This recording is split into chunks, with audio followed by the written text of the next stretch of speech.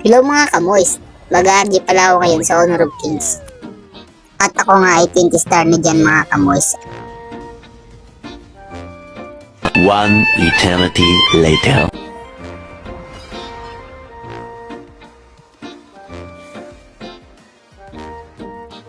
At dito sa farm lane ako nilagay ni Daddy, kaya pagbibigyan natin yan.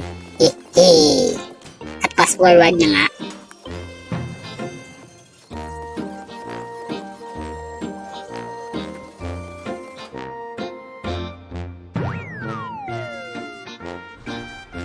At syempre, pupunta tayo sa lane ng farm lane. Dito, nag-iisip ako kung ano ang magandang i-build kasi hindi ko pa ito kapasipang. At nakikisabay pa nga dito ang manok ng aming kapitbahay. Gusto rin makasama sa record. Kaya pasensyahan nyo na mga kamoist. Dito guys, tamang minions muna tayo. Huwag muna tayo papala kasi wala pa tayong build at level 1 pa lang.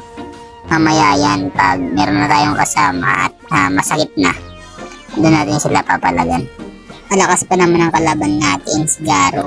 Napakalakas din si Early at napakasakit kasi long range yan, yung first skill niyan long range. Kaya dito maghanap lang tayo ng tamang timing, tamang objective lang muna, farm lang muna at hayaan natin silang maglalim kasi pinalim sila papalagan.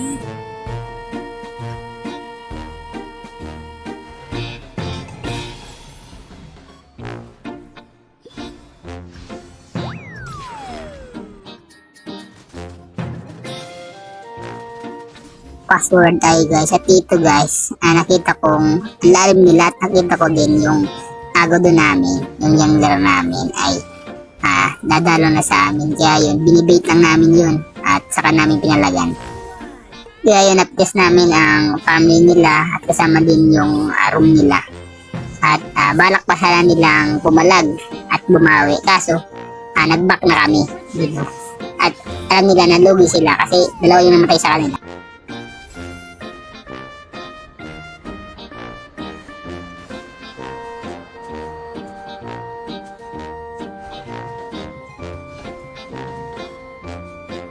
Ano naman gagawin nyo guys pag yung pang ang gamit nyo?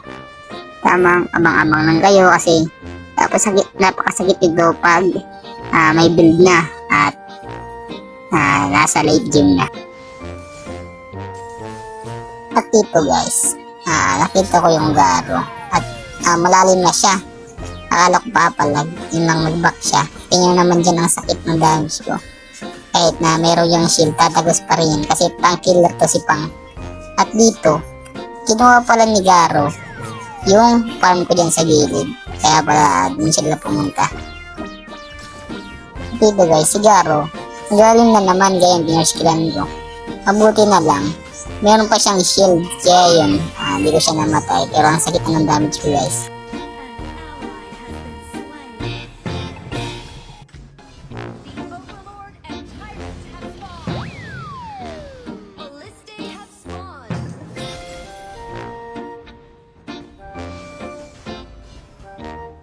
Tingnan nyo dito guys ang pang, kung gaano kalakas mag-push. Ito naman gagawin nyo panggamit nyo. Maghintay ko na makabuild, late game at mag-push lang kayo kasi napakalakas dito mag-push.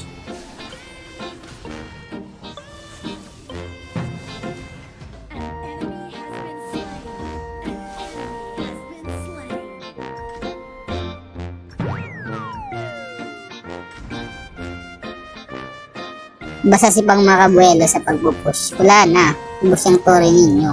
Tingnan nyo yun guys, kung gano'n kalakas mag-push. Basta pa-first clan mo lang yung tore na yan, kasabog yan.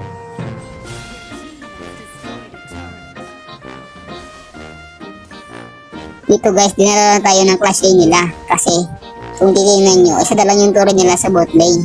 Kasi napag-push ko na.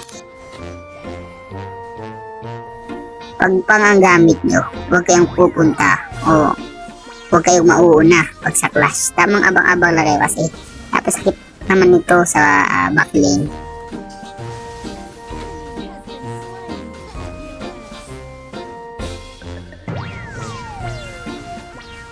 Tingnan nyo naman kung gaano kasakit ang pang dito. Basta ba first lang mo yan at maistakan, sasabog yan hanggang sa mamatay.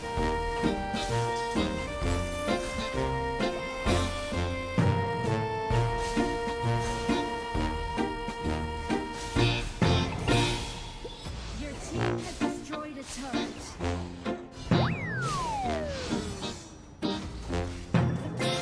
Your team has destroyed a turret.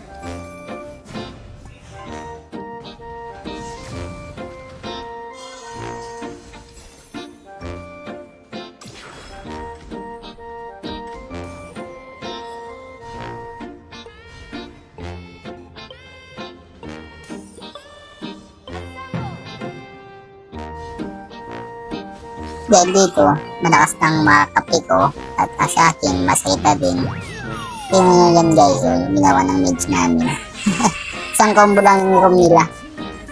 Pag ganito na kayo kalamang, huwag na kayong matakot na mag-push at mag-initiate, mag-clash kasi sila yung logi. Tingnan yan guys, kung gaano kalakas mag-push ang pang.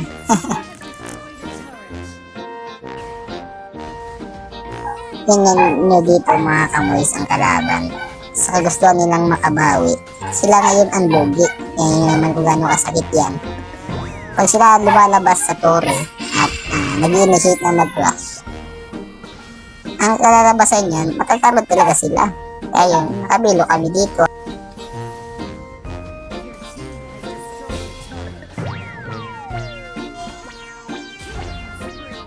At sa talang rag game ko, ito na yung pinakamabilis na game na nalaro ko dito sa Honor of Kings. 8 minutes lang yung duration ng laro at ayun, tapos na nga. Mga kamoys, baka naman, papalo naman dyan.